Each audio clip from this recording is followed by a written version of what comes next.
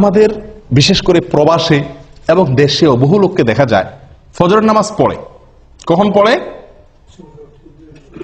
সূর্য ওঠার পরে, মানে তার মন মতো। সোজা কথা, সকাল 7টা অথবা 8টা বাজে ফজরের নামাজ পড়ে।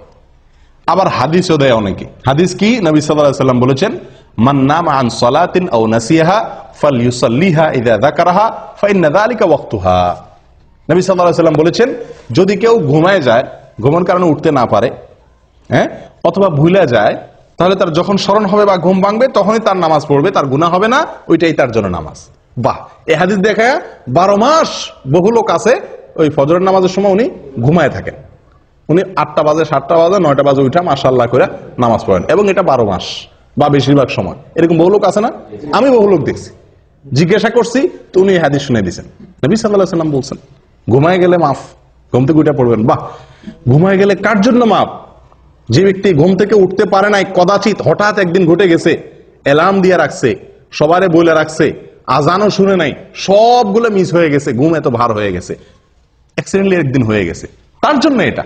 নবী সাল্লাল্লাহু আলাইহি ওয়াসাল্লামের নিজেরও একদিন ফজরের নামাজ ছুটে গেছে। ঘুম থেকে উঠছেন সূর্য ওঠার পরে, ওনার সাথে সব সাহাবীরা মিলে সফরে ছিলেন, শরীর ক্লান্ত ছিল, ঘুম আসছে, একজনকে উনি পাহারাদার রাখছেন। অ্যালার্ম ঘড়িতে তখন ছিল না, একজনকে পাহারাদার রাখছেন, বলছেন তুমি ডাইকে দিবা। এই বেচারারও কি এসে গেছে? ঘুম এসে গেছে। আসলে এবার সবাই ঘুম, ফজরের নামাজের রক্ত শেষ, সূর্য উঠে গেছে, যখন রোদ লাগা শুরু হয়েছে, এবার সবাই আস্তে আস্তে ঘুম ভাঙছে। নবী সাল্লাল্লাহু আলাইহি সাল্লামকে আল্লাহ সুবহানাহু ওয়া তাআলা এই এক ওয়াক্ত জীবনে ফজরের নামাজ দেরি করায়া পড়াইছেন আমাদের শেখার জন্য। আমাদের কিসের জন্য?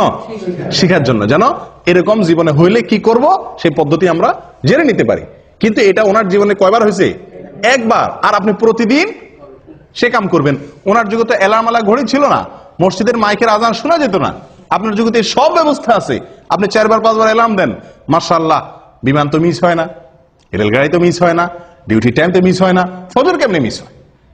হ্যাঁ, ওখানে তো মিনিট সেকেন্ড হিসাব করে আসেন, ফজর নামাজ তো মিনিট সেকেন্ড হিসাব করে আসার দরকার হয় না, ঠিক না? ঠিক। তাহলে এখানে কিভাবে মিস হয়? এগুলো সব হলো গাফলতি। এগুলো সব হলো কি? গাফলতি। আল্লাহ সুবহানাহু ওয়া তাআলা বলেছেন, ফাওয়াইলুল লিল মুসাল্লিন আল্লাযীনা হুম আন সালাতিহিম সাহুন। নামাজ পড়লেই শুধু হবে না, গাফলতি করবেন, অলসতা করবেন, 4 ওয়াক্ত পড়বেন, 1 ওয়াক্ত পড়বেন না, এই টাইপের মুসল্লি সবচাইতে আজকে বেশি। 4 ওয়াক্ত হাজির হয়, ফজরে আসে না, 3 ওয়াক্ত হাজির হয়, 2 ওয়াক্ত পড়ে না সুবিধা মতো, অথবা যখন উঠে তখন। ভাই, এভাবে আদায় করলে কখনো নাজাত বা মুক্তি পাওয়া যাবে না। যে নামাজটা সবচেয়ে গুরুত্বপূর্ণ, যে নামাজটা পড়তে কষ্ট হয়, এটার মর্যাদা সবচেয়ে বেশি, এটার গুরুত্ব সবচেয়ে বেশি দিতে হবে। অতএব আপনি এই অজুহাত দিতে পারবেন না যে আমি ঘুমায় গেছি এই জন্য 8টা 9টা বাজে উঠা পড়ছি। এটা একদিন হতে পারে, সবসময় হতে পারে এটা। আপনি যদি অ্যালার্ম দিয়ে রাখেন, বেনামাজি লোক থাকলে বাদ দেন, আজকে দেরিতে শুয়েছি সেজন্য নামাজ বাদ গেছে, তাহলে কালকে আমি তাড়াতাড়ি শুয়ে যাই। চেষ্টা করলে এই সমস্যা থেকে বের হয়ে আসা সম্ভব কি সম্ভব না? অতএব 12 মাসের জন্য 8টা 9টা বাজে যারা নামাজ পড়েন তারা জেনে রাখবেন, তাদের এই নামাজ মন মতো নামাজ হবে। কোম্পানির ডিউটি আপনাকে একটা টাইম বেঁধে দিয়েছে, এতটা থেকে এতটা, আপনি মন মতো অন্য টাইমে যা ডিউটি করে চলে আসছেন, কি বলেন?